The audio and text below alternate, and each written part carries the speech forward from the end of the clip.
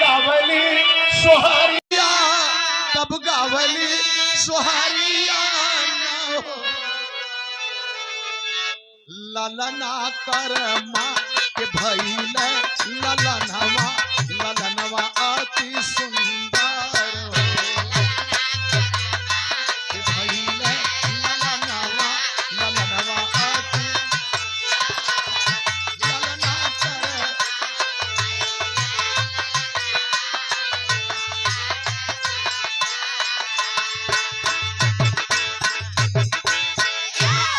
होनहार बिरवान के होते चिकन पात मड़ई में अइले मड़ई में रवि जस प्रकाश कैले मड़ई में रवि जस प्रकाश कैले उहे रविदास भइले उहे रविदास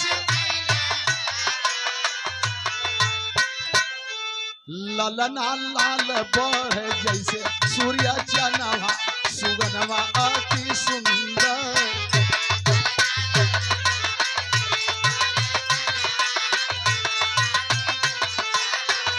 ललना लाल बढ़ जैसे सूर्य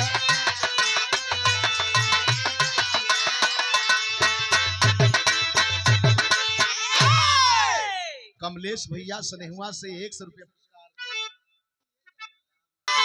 आय हाय बतौली की होनहार बिरवान के होते चिकन पात जब सयाना भइले जमीन पर पांव धइले कुछ होश संभरले तो उनकर सोच बैराग के रास्ते पर चल गई। जैसे तथागत महामानव भगवान बुद्ध जब पैदा हुए लोग बताते हैं जमीन पर 7 पांव चले 7 पग चले और जब पैर उठता तो कमल चक्र का निशान। उस निशान को देख करके पिता श्री माता को पता चल गया मेरा बेटा कहीं बैराग की तरफ तो नहीं न जाएगा। यह गति इनकर भइल फिल्म से ठे गीत लगल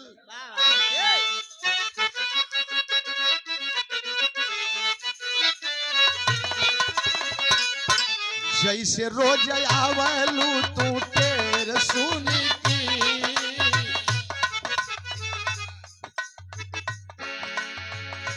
था जैन का भयल बुध बैरागी जैसे बचपन में बुध बैरागी जैसे बचपन में वैसे रविदास भरा तन मन में बुध बैरागी जैसे वैसे रविदास भरा बुध बैरागी जैसे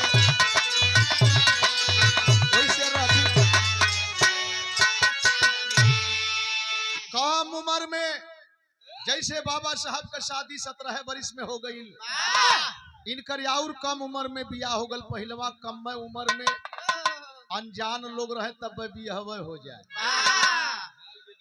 बाल विवाह हो जाए और खिचड़ी पचैया पहुंचाओ तब ले छुट्टी छुट्टा हो जाए। हमार भल तो हर बाबू जानत हूँ हाँ वह अगुआ रहना चौथी भैया जौन हो गल तो हो गल। आय हाय आखिरकार माई बाबू बियाह के बंधन में बंधले बेटवा का हाल देखी के झंखे बाबू मैया लोनी नाम बिटिया से कह दिले सगैया भगती का भाव जागल दुलहीन में भगती का भाव जागल दुलहीन में वैसे रविदास भरा तन मन भगती का भाव जागल वैसे रविदास भगती का भाव जागल वैसे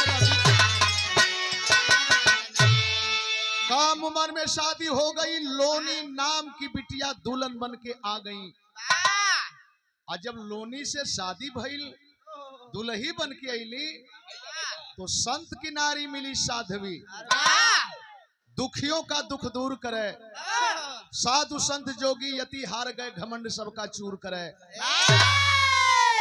लिए परीक्षा जलने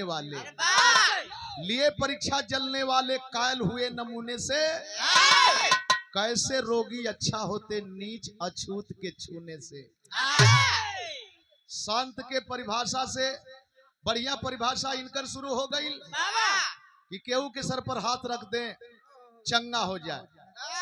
अब चर्चा का विषय बने लगल कि ई का भइल। माई बाबू और परेशान हुए जौने के मारे बांधल गल शादी विवाह के बंधन में। ई त इनसे बेसी आगे बढ़ के दुल्हन चलत हिया। वही बीच में लिखे के पड़ल मेरे दोस्त।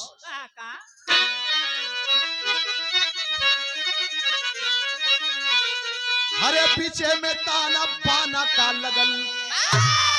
बड़ी अनमोल लाइन कवि जी लिखले हुए हैं। अरे पीछे में ताना पाना का लगल, राह एक आने का एक जाने का ठिकाना। एक रास्ते से आवे के है, एक रास्ते से जाए के है। सती होत रंडी नहीं, ब्राह्मण पखंडी नहीं। आज कर्मकांड से दुनिया परेशान है। मन रहे चंगा, कठौती में गंगा। लोभी लफंगा से देश हरान है। संत सत्यवादी होवे, शिक्षा में आजादी होवे। ब्राह्मणवादी व्यवस्था एक झूठे किसान है। जन्म से चमार सब, जन्म से चमार सब, पाए एक यकार सब। शील सदाचार के बस भूखे भगवान है। कबहू भगवान ना कहते कि हमके बढ़िया पकवान दा। निष्ठा, विश्वास, सोच। अब सती त सती, लेकिन इनकर चारों तरफ शास्त्रार्थ शुरू हो गए। वही बीच में देखे कुछ पाखंडी आडंबरवादी। यहां मैं बताता हूं, किसी जात बिरादरी से घृणा न करें। काहे से जैन लड़का पंडित समाज का हमरे भतीजा आयल हुए शुभम। केहू जात बिरादरी से घृणा न करें। अगर घृणा करना है तो उसके विचार से घृणा करें। कुल बाभन खराब ना हो। बाभन वो खराब हो जौन मुंहे से पैदा करवावत हो, काने से जौन पैदा करवावत हो, आँखी से पैदा करवावत हो, मैल से पैदा करवावत हो, पेशाब करवाए के पैदा करवावत हो, वो खराब हो। भगवान राम कैले रहले, सरकंडा पतलों में कैले रहले। औमैन से लड़का निकल के पिसबिया करत का लड़का निकल के फुर दिना भागल। ऊ खराब हो। ई हो आडंबर। आ ज्यों ज्यों भागे त्यों त्यों यों यों फैल जाए। आ वेद पुराण में ओकर नाम रक्तासुर रख देलन।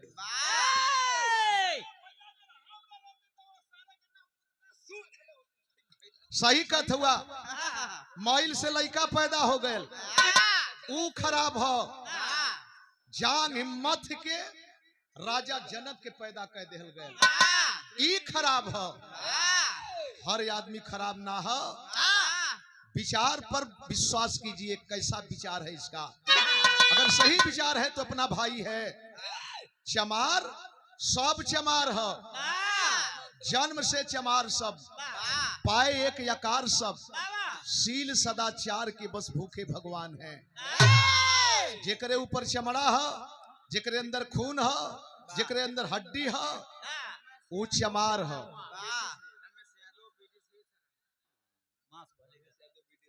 ना करे घर बैठवल अपने कोयलरिया में लागल रे। नीरव मोही दगा दे के अरे भागल रे।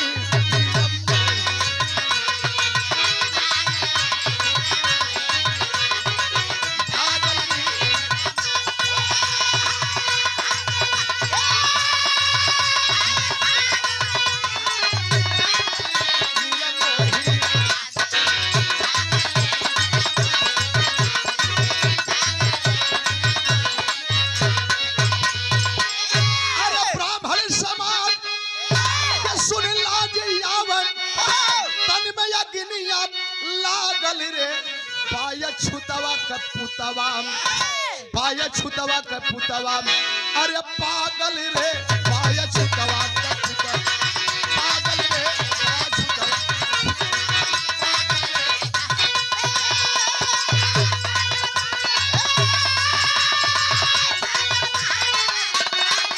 पाया छुतवा पागल रे।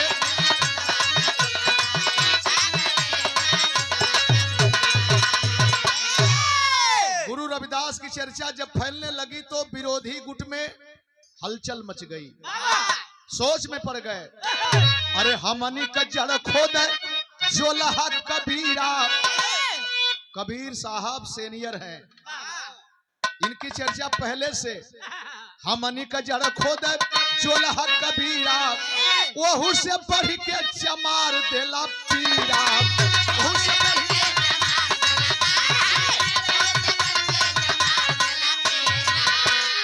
कैसे मराई ई पापी मुदैया, सामंती समाज देखा जुटले बाया छुतवा के पुतवा।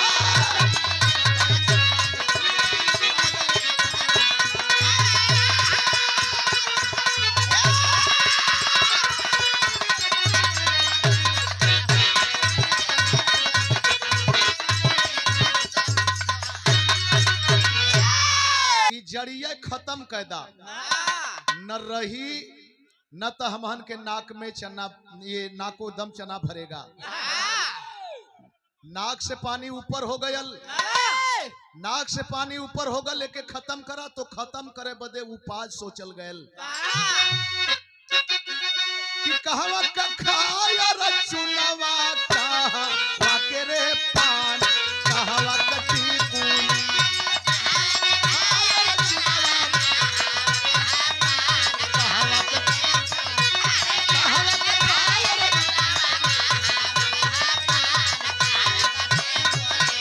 नरवा मार रे जान कहवा के टीकून, नरवा मार रे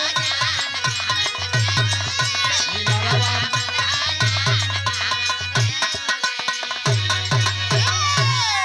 बड़ी बड़ी गीत गावल गलब त लेडीज तमाम हमन के सामने हैं, पहले खाली मर्द मर्द रहे तो वही में इशारा कैल जा, कहवा के वो खरी मुसरवा कूटे रे धान, वो खरी अपन ही में कहल जा, बिन के लकड़िया लियबे हो रानी, चूल्हिया में तोहरे लगैबे हो रानी। कालीचरण भैया आयल न है, जब गावल जा तो अपन ही में केहू मेहरारू का रूप बनावे तो केहू मर्द का रूप बनावे, बनावल जा, अनिभाव रखल जा। कैसे मराई मुदैया ब्राह्मण कर विचार, जमाना मारी में ब्राह्मण कर विचार, कैसे मराई मुदैया,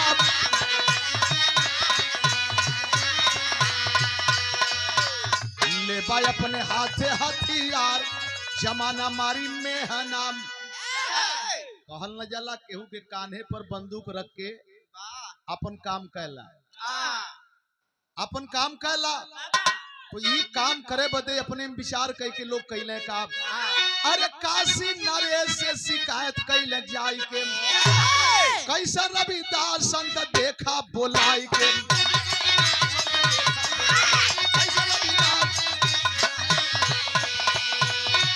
अल्लाह मचावलस चौदिस, अल्लाह मचावलस चौदिस, पहला हाहाकार, जमाना मारी में हम, जमाना मारी में हम, ले भाई अपने हाथे हथियार, जमाना मारी में है नाम।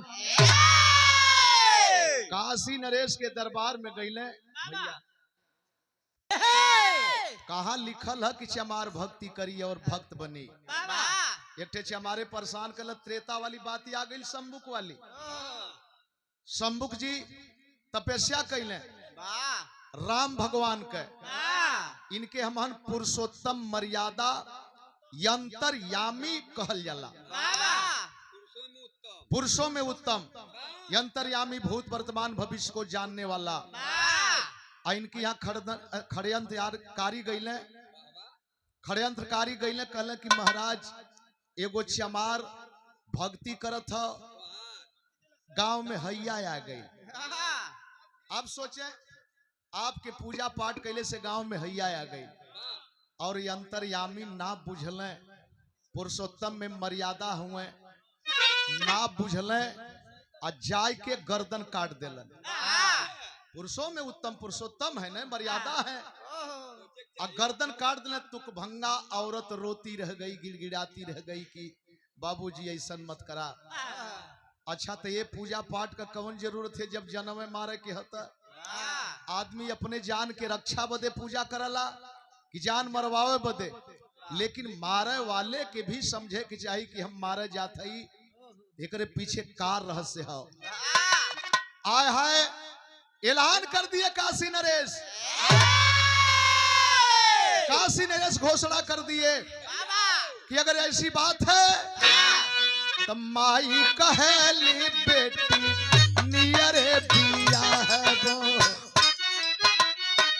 माई कहली बेटी नियरे बिया है वो, पपई कहे लम्मी दूर हो। काशी नरेश बुलब ववल संभानावा हो, काशी नरेश बुलब ववल संभानावा, मंडप में सब ही बैठल पाय हो। काशी नरेश मंडप में सब ही बैठल।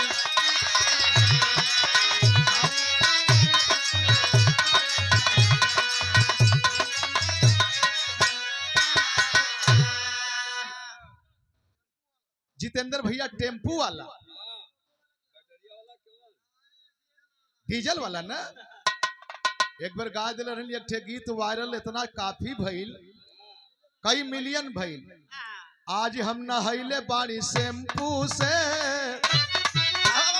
आज हम नहैले बाड़ी शैम्पू से, राजा हमारे आवत हुए टेम्पू से। और तबले प्रधानमंत्री तक नाच दिले पे।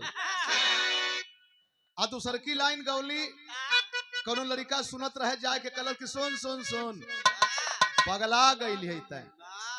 कलश की का बात है, टेम्पू से आवत हुए और शैम्पू से नहैले है। कलश की अब जिन नहाइए कबू शैम्पू से, अब जिन नहाइए कबू शैम्पू से, राजा तो लड़ाई गए टेम्पू से।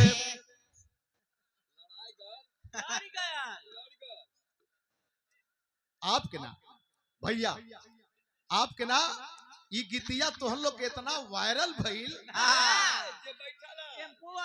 टेम्पू वाली टेम्पू वाली मन बड़ी गीत गावल गल, लेकिन ये नंदलाल रवि का गीत, आपका गीत बड़ी वायरल भइल, तमाम चर्चा का विषय बन गई। लेकिन हेजैन का भयल, काशी नरेश दोनों पक्ष को बुलवा लिए। अच्छा तो हम शास्त्रार्थ आज अपने सामने करवाएंगे, प्रवचन करवाएंगे। उसमें एक मूर्ति, प्रस्तर की मूर्ति कुर्सी पर रखी गई, एक तरफ अकेले बचे संत गुरु रविदास, एक तरफ बहुतार्थ में लोग थे। लोगों से कहे, सवाल किए कि शास्त्रार्थ के बल पर इस पत्थर की मूर्ति को जो अपने पास बुला लेगा वो जीतेगा, और जो नहीं बुला पाएगा वो हारेगा। एक चीज और रख लें, पालकी रख लें। जब से पालकी का प्रचलन है, कहला कि ये सोने की पालकी है, और इस पालकी में जीतने वाले को बैठाया जाएगा और हारने वाले कंधे पर उठाएंगे, पूरे बनारस में घुमाएंगे और उसकी जय बोलेंगे। आय हाय हाय हाय, गौर करेंगे।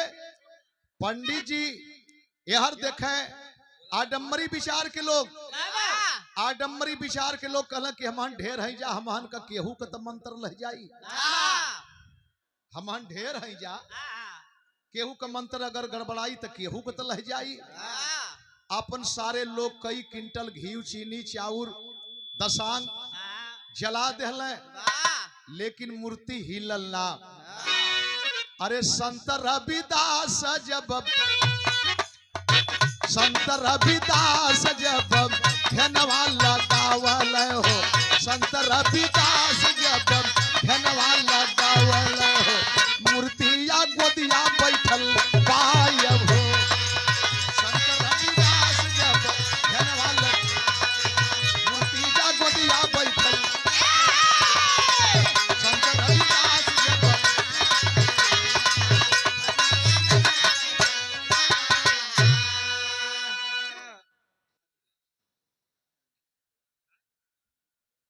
आए हैं निष्ठा के साथ याद करते हैं, अपने भक्ति को धिक्कारते हैं। मूर्ति कुर्सी पर हिल्ला लगल, जब हिल्ला लगल तो जो ज्यादा संख्या में हुए लोग अपनी में एक जानी कल का हो गजगोबर,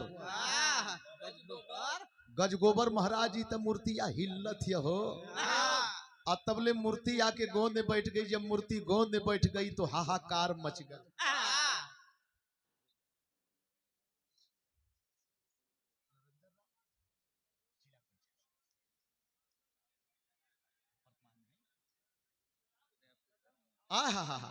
भैया हमारे नरेंद्र राव उर्फ गुड्डू जिला पंचायत सदस्य और पहचान की घर तक गए है जा महन।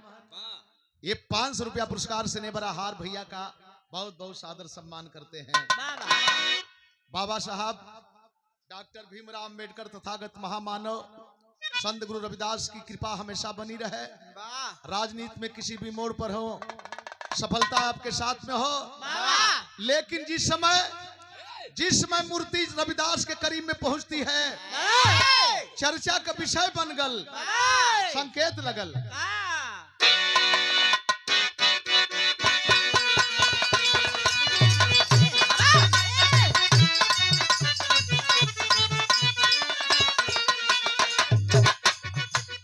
निबिया के डरिया के डोलिया बनल बा, निबिया के डरिया के डोलिया बनल बा, निबिया पतैया वो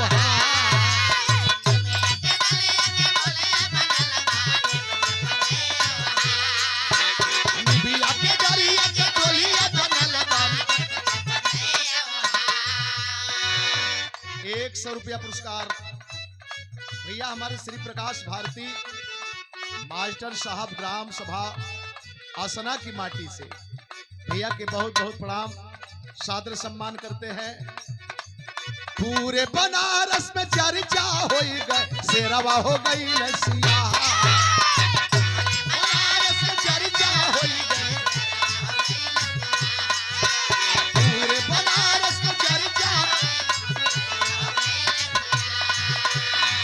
पालकी में बैठे रानी दास गुरु हो, बामन बनल कहा, पालकी में बैठे रानी दास गुरु बनल, पालकी में बैठे रानी। जितने लोग खड़े हैं आपसे निवेदन है कि जरा स्थान बन गया है पीछे महिलाओं वाली कड़ी में कुछ जगह खाली है, स्पेस है, आप वहां से तुरंत आकर यहाँ बैठ जाएं। कार्यक्रम में कोई व्यवधान उत्पन्न ना हो, इसलिए आपसे आग्रह है, निवेदन है कि आप आके तुरंत बैठ जाएं। समाज के प्रति हर लोगों के दिल में कहीं न कहीं जगह है और प्रेम है, जगह ही कम पड़ती है। बाबा साहब के नाम पर, संत गुरु रविदास जी के नाम पर, तथागत के नाम पर जगह कम पड़ती है। और देखें रुझान, प्रेम, लगाव आज सारे लोगों भक्तिमय में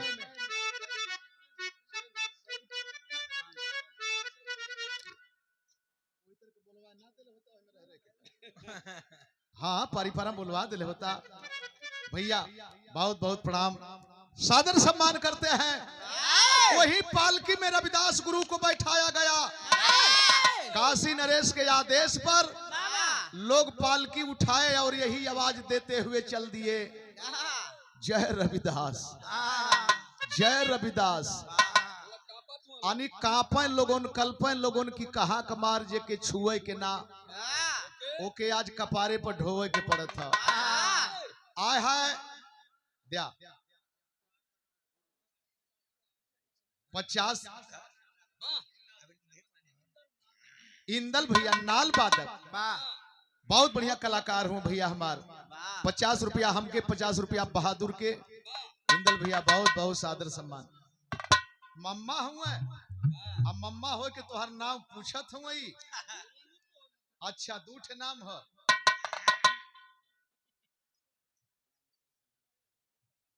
बाबूजी राम बचन स्नेहुआ की माटी से 100 रुपया पुरस्कार सादर सम्मान करते हैं, स्वागत करते हैं। वहीं से पालकी की प्रचलन है कि आज गुरुजी के पूजा के समय, जन्म के समय हम लोग पालकी लेकर के जय रविदास करते हैं। लेकिन इतने ना, आप तो ये चर्चा फैलती है, ये चर्चा मेवाड़ चित्तौड़ तक गई और मेवाड़ से चल करके मीराबाई बनारस में संत गुरु रविदास के चरणों में आके गिर पड़ी। जिस समय संत रविदास के चरणों में मीराबाई गिरी, बोली बाबा मैं छत्राणी हूँ, लेकिन एक दुख से मैं दुखित हूँ। कहले कौन सा दुख है बिटिया?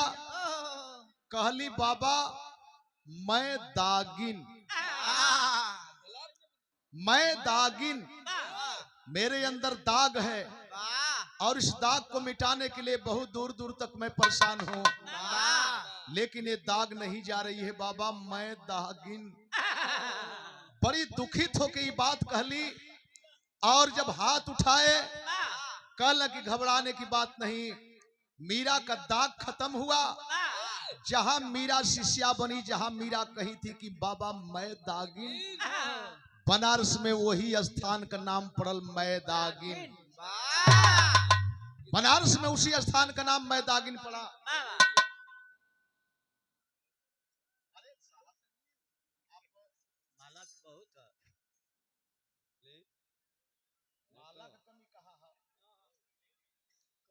बहुत बढ़िया, बहुत बढ़िया। माननीय हमारे बड़े भाई कमलेश सैनी, पूर्व जिला पंचायत सदस्य, जिला अध्यक्ष हो हम तब बताओ जाते हैं, जिला पंचायत भी तो रहल हुआ। ये 500 रुपया पुरस्कार 500 पहलुओं दे गल ना, ई सलिया उलिया ना दे पोले रहा तय भैया हमार कल है कि कुल व्यवस्था लेके आल है। हम कनी की कुल प्रेम बोलत है आपके।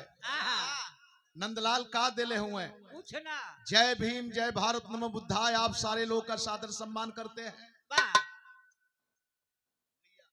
भैया हमार आम आदमी पार्टी जुआ नेता रोहित राणा बहादुर साथी, ये रोहित राम राज, हाँ ठीक, राज लिख ले तो डब्लू मतिन हो गल।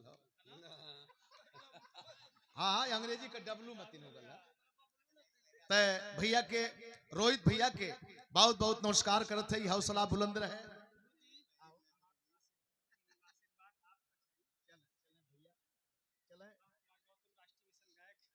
पैसा देवा लोन की भाई पैसा बाद में दी है। मिशन कलाकार हुआ भाई, हुए प्रेम हो पकिटवा के हर चल गल हो।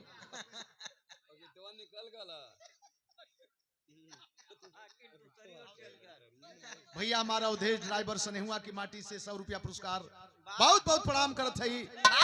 लेकिन बाबूजी मीरा का दाग खत्म भयल, चर्चा का विषय बन गयल, लेकिन अब एजेंट से दिक्कत हो गई, लोग मेवाड़ पहुंच गई, जाके कहले का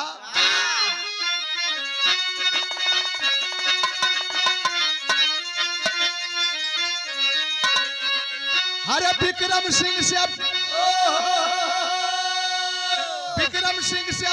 जाके बोले पानी पानी छतरीन के। अरे विक्रम सिंह से अब जाके बोले पानी पानी छतरीन के, अब बिगाड़ दहली जाके मीरा रानी पानी छतरीन के।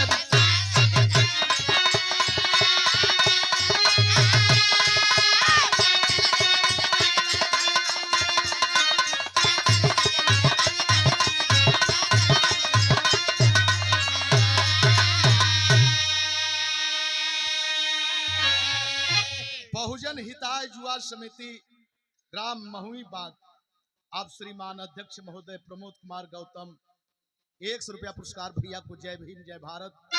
नमो बुद्धाय करते हैं, जय संविधान करते हैं, लेकिन बात वही का है।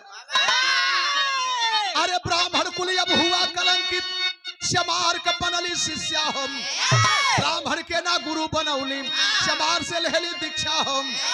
बुलाए उसको चित्तौड़ की राजधानी पानी छत्रिन कर, देखा जाएगा कि कैसा ज्ञानी पानी छत्रिन कर।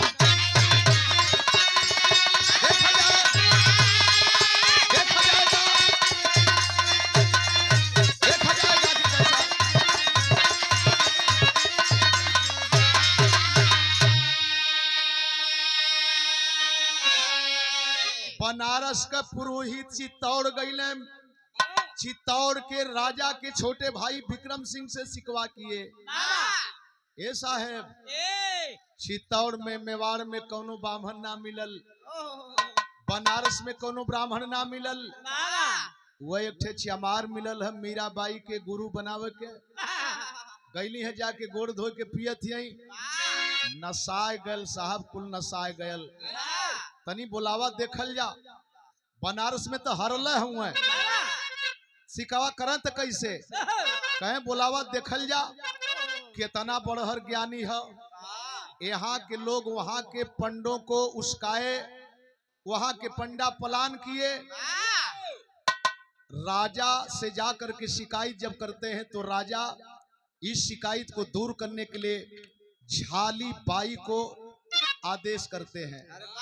चचिया सास मीरा की झाली बाई बनारस में आती हैं और संत गुरु रविदास के चरणों में सिर नवाती हैं। बाबा एक बार हमारे धरती पर अगर आपका पांव पड़ जाए तो हम धन्य हो जाएंगे।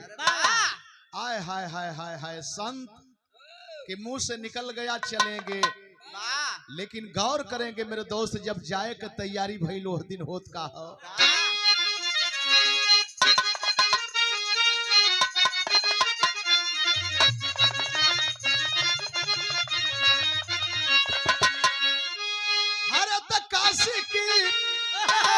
काशी की नगरिया से अकई के ताइयारिया,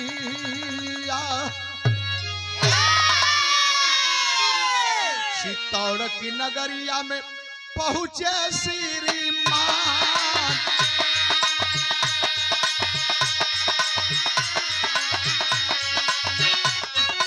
कुंभलज मंदिरवा में ले गईले मुदैया,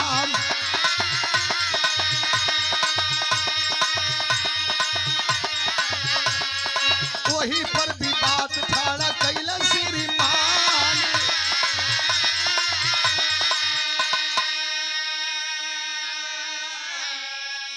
मैंने बताया कि पर्दे के आड़ से खींच करके कोर्ट में फैसला होने के बाद तब जाके नंदलाल अभी आपके बीच में परोसने का काम कर रहा है।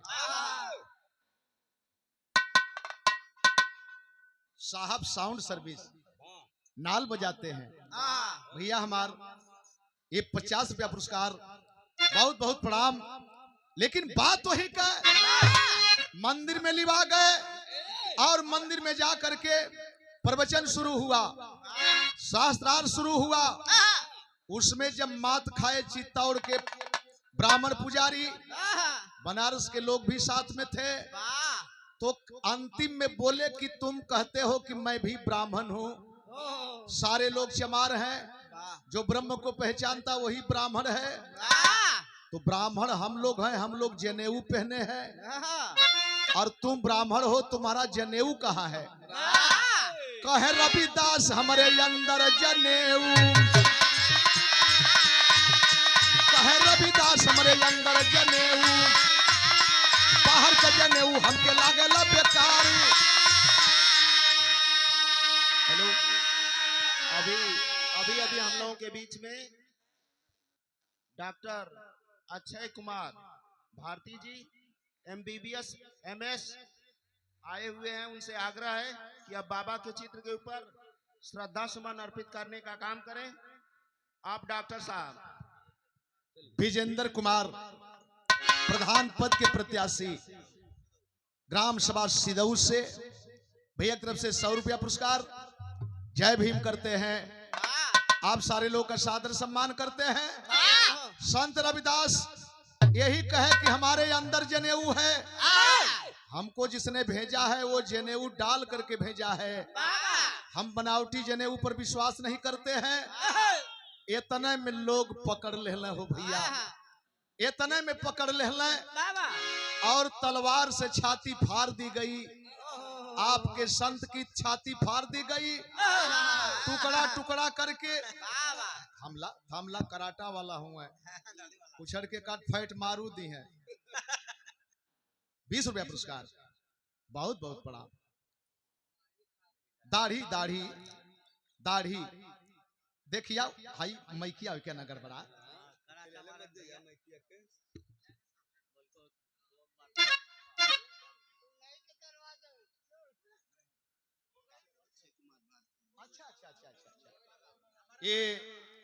ये जो बोर्ड लगा है doctor Akshay Kumar MBBS MS general and लाइफोसिस दे तोहरी के हो गल भाई। अरे आपका सम्मान है, आपका सम्मान हम मानी। अभी पूजनिया माता जी का आशीर्वाद आया था और माननीय हमारे डॉक्टर साहब ये 500 रुपया देकर के सम्मान किए। बहुत बहुत डॉक्टर साहब को प्रणाम करते हैं, सादर सम्मान करते हैं।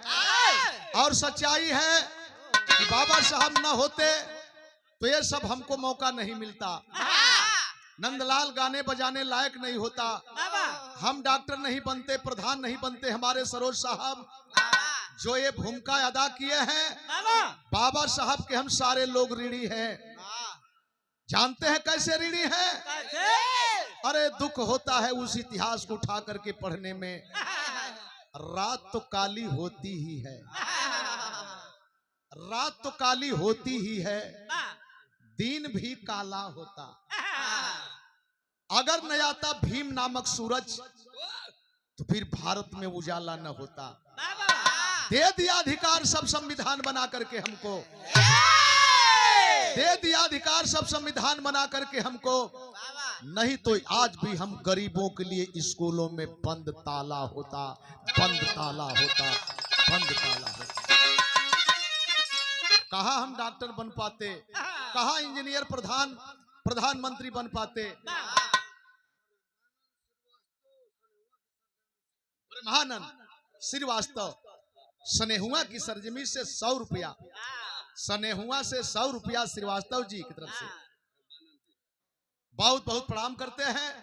गार करेंगे। आए हैं लाश जो है टुकड़ा टुकड़ा करके बस्ती में फेंक दी गई। और यतने ना यही इतिहास ऊपर पड़ी गई पर्दा।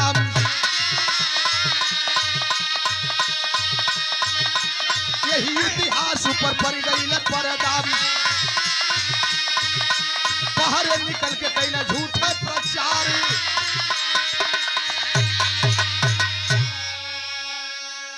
दफना दिया गया, किताब फोटो में भी छपवा दिल गल।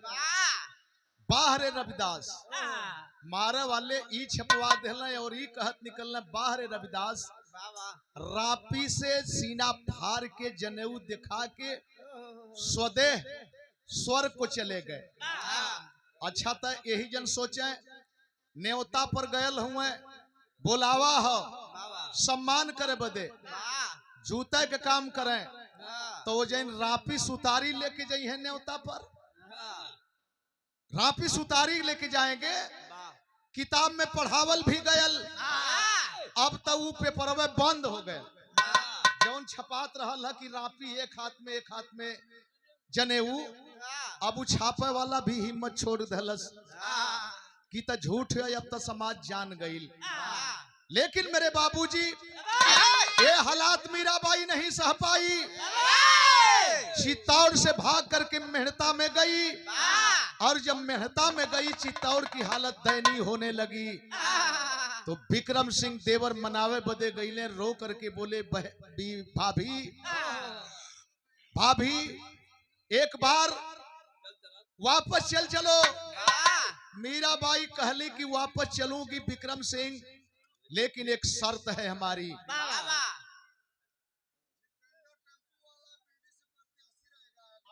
वाह वाह। भैया हमारे जितेंद्र टेम्पू वाले बीडीसी प्रत्याशी रही हैं, आवत है समय, और हम कहब कि ऐसने बहादुर साहसी भाई के जितावे काम लोग करिहा। बाद ब्लॉक प्रमुखो लड़िया मोबाइल एवं टीवी कैमरा ई होलसेल भैया हमारे राजू पांडे, रानू पांडे आपकी तरफ से बहुत बढ़िया दुकान है।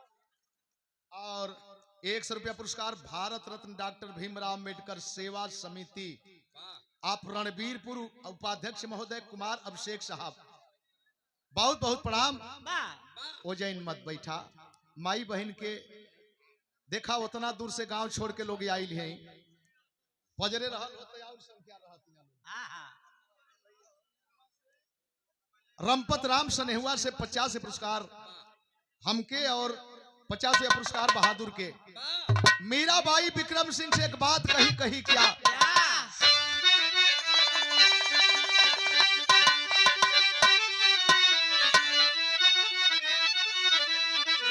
अरे बोली मीरा पीरा नयन से उतरी, अरे भैला किला में मारा नवा गुरु के हमारी, गुरु के हमारी,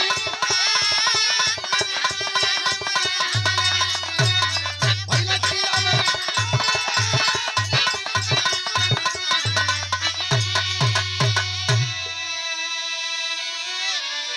साथ चलूंगी किले के अंदर स्मारक बनेगा, अरे साथ चलूंगी तेरे जब ना कोई जंग ठनेगा, होत रही है दर्शन गुरु का हमारी। चलूंगी विक्रम सिंह चलूंगी, लेकिन मेरे आंख के सामने हमारे गुरु की निर्मम हत्या हुई है। स्मारक बनवाओ किला में, चलूंगी शर्तानुसार किले के अंदर स्मारक बनवाए, स्मारक बनवा करके जब छतरी ऊपर लगाए, छतरी पर चरण निशान गुरु का हमारी। बढ़िया बढ़िया इंजीनियर ठेकेदार मिस्त्री लगा दिए गए, स्मारक बना। और जब छतरी लोग लगाने लगे तो छतरी लगा करके जब हटते तो चरण पादुका चिन्ह अपने आप उग जाता। कई बार परेशान हो गए, मीरा देख रही थी, ढाका लगा कर हंसी मीरा के, रे विक्रम सिंह संत रविदास को तुम समझते हो कि मैं मार दिया? संत रविदास मरे कहा। हेलो, जितने भाई उधर अपना अंत पहले ही कर चुका होता है, और वही संत होता है जो अपना अंत करके समाज में एक छाया देता है। आय है हटावल गयल, आज भी चरण पादुका चिन्ह वो छतरी के ऊपर है, लेकिन इतने ना, मीरा के मर जाने पर बगले में बनी समाज। आज भी दर्शन करता जाके वो हमारा सर्व समाज निस्तिर होला की रतन हमा गुरु का हमारी।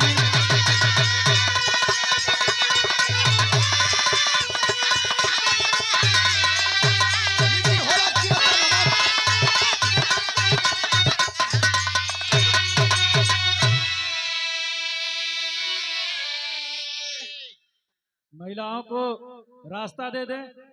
आसना कार करेंगे। आज भी मीरा के मर जाने के बाद समाधि बनाई गई, और इसीलिए कहा जाता है मेरे दोस्त, मेवाड़ उजड़ गया तब से जब से संत के लिए ऐसी घटना घटी। मीरा कही उसी समय, तुम क्या मारोगे, वो आते ही नहीं, तुम पाते ही नहीं, लेकिन एक छवि देनी थी, और मैंने बताया कि संत कभी मरते ही नहीं, संत और शहीद मरते ही नहीं। जानते हैं कैसे? संत मरते नहीं दफनाए जाते हैं, संत और शहीद मरते नहीं दफनाए जाते हैं। विश्वास न है तो कब्र खोद के देखो, वो जिंदा पाए जाते हैं। रविदास कभी मरे नहीं, बाबा साहब कभी मरे नहीं। कहाँ मरे हैं? जयंती मनावल जाले, केहू का एक दिन मनावल जाले, और आपके महापुरुषों की जयंती रोजाना मनाई जाती है। 11 तारीख से हम लगल है जयंती में। 11 तारीख के रोहनिया में हम विजयी, 12 के फिर औदार मेला सोनभद्र में नीलम सिंह नंदलाल, 13 के फिर बगल में पहाड़ी में बेलौर पिछवाड़े, 14 के फिर वापस बनारस शिवपुर में, 15 के फिर बगल में, 16 के आपके यहाँ। जयंती रोज मनावल जाले। आपके संत मरे ही नहीं, अमिट है, कर्म महान होता है।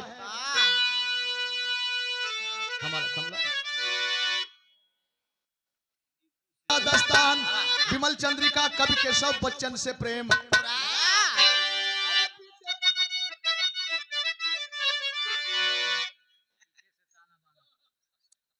अब यह कहे की चाहत रहा यादव रामा कवि इतिहास सामने लाना, पीछे में ताना पाना।